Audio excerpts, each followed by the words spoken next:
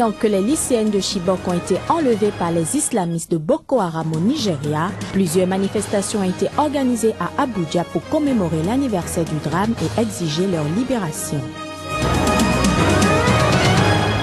Les classes ont repris hier mardi en Sierra Leone, et ce après 8 mois d'absence pour raison d'Ebola.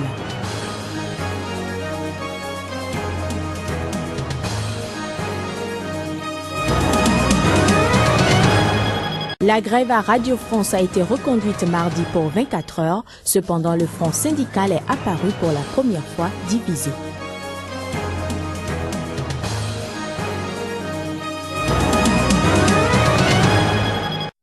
Un plaisir de vous retrouver pour cette édition. Bienvenue à toutes et à tous.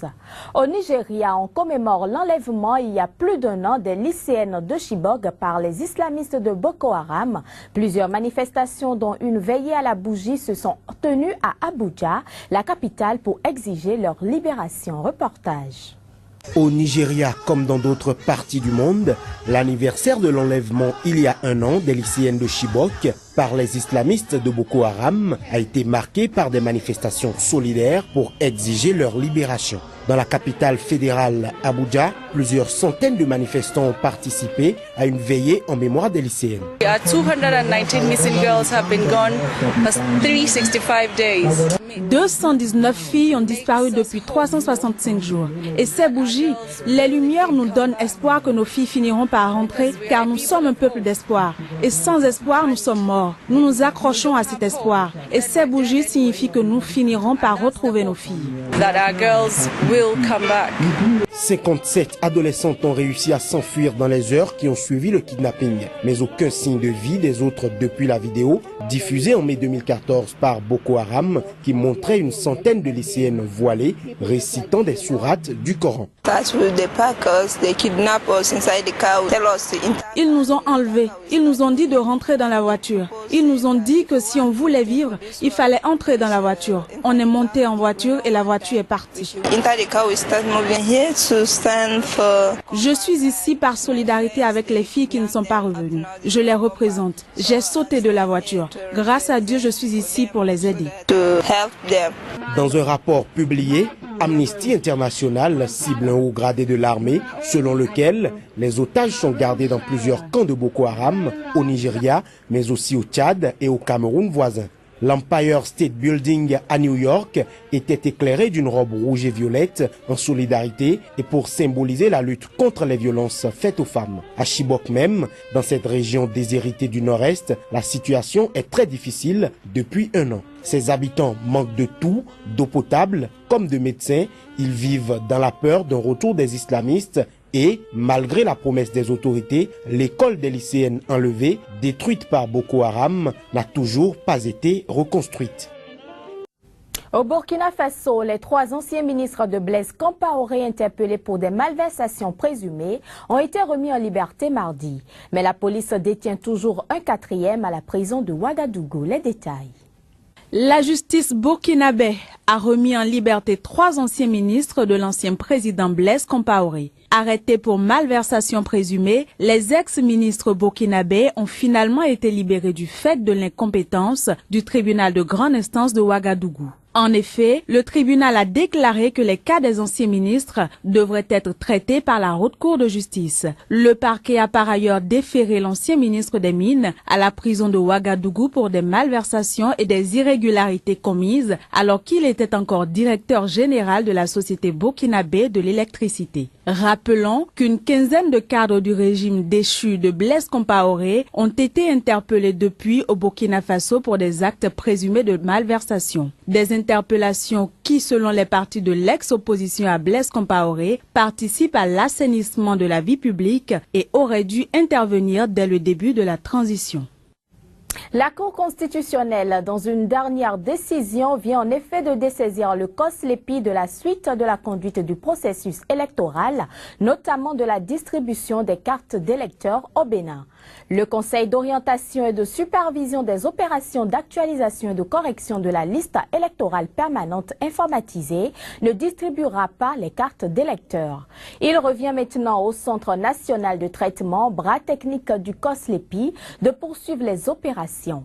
Aussi, la Cour constitutionnelle a-t-elle confirmé que la date du 26 avril est impérativement maintenue pour les élections législatives au Bénin.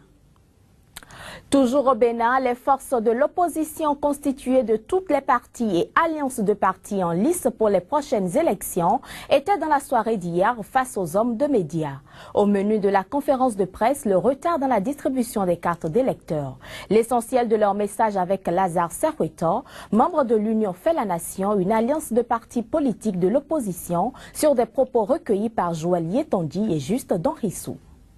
Un ministre de la République a annoncé que le jeudi prochain, que les cartes vont commencer par être distribuées. Lorsque nous regardons les dispositions légales, les cartes doivent être distribuées 15 jours avant le jour du vote.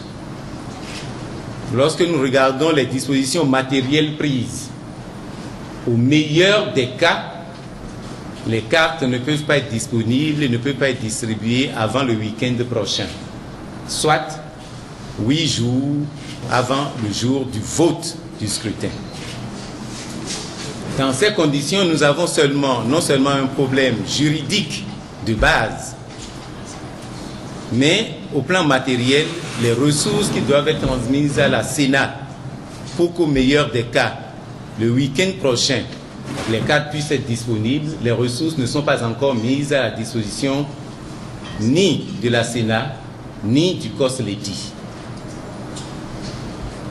Nous voyons donc qu'il s'agit pour eux de nous tromper tous et de nous entraîner dans une campagne, nous affaiblir financièrement, de proroger les dates si le jeudi prochain, les cartes ne sont pas distribuées. Le vendredi,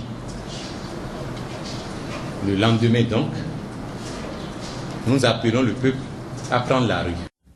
En Sierra Leone, les classes ont repris hier mardi. Les élèves ont donc repris le chemin de l'école, restés fermés pendant 8 mois en raison de l'épidémie d'Ebola, dont le pays compte le plus grand nombre de cas. Les détails. Reprise effective des classes en Sierra Leone après 8 mois de fermeture. Les écoles avaient été fermées en raison de l'épidémie Ebola. Au total, plus d'1,8 million d'enfants ont été privés de scolarité durant cette période. La réouverture des écoles est donc un pas important vers un retour à la vie normale dans ce pays qui compte le plus grand nombre de cas de victimes touchés par le virus. De quoi comprendre la joie qui anime aussi bien les apprenants que leurs parents. En tant que parents, nous apprécions vraiment de voir les enfants aller à l'école et voir l'école rouvrir. Cela faisait vraiment longtemps que je n'étais pas venue à l'école, alors je suis très heureuse. La réouverture des écoles s'explique par une réelle baisse des cas de victimes d'Ebola dans la région. Mais l'UNICEF a par ailleurs formé 9000 enseignants à la prévention d'Ebola et a fourni 24 300 dispositifs de lavage des mains aux établissements du pays pour assurer la sécurité sanitaire des élèves. Les propriétaires de l'école nous ont appelés, nous ont expliqué cela et nous ont donné du matériel pour que l'on puisse s'assurer du bien-être des élèves avant qu'ils viennent à l'école ou après le déjeuner. Rappelons que la réouverture des écoles était initialement prévue pour le 30 mars dernier, mais elle avait été reportée de 2 semaines à la suite d'une recrudescence du virus dans l'ouest du pays. Précisons que des 3 pays les plus touchés par le virus, la Sierra Leone est le dernier à rouvrir ses écoles après la Guinée le 19 janvier et le Libéria le 16 février dernier.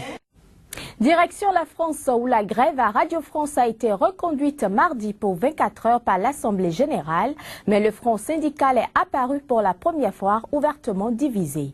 Tous les syndicats sauf la CGT appellent à la reprise du travail. Le reportage.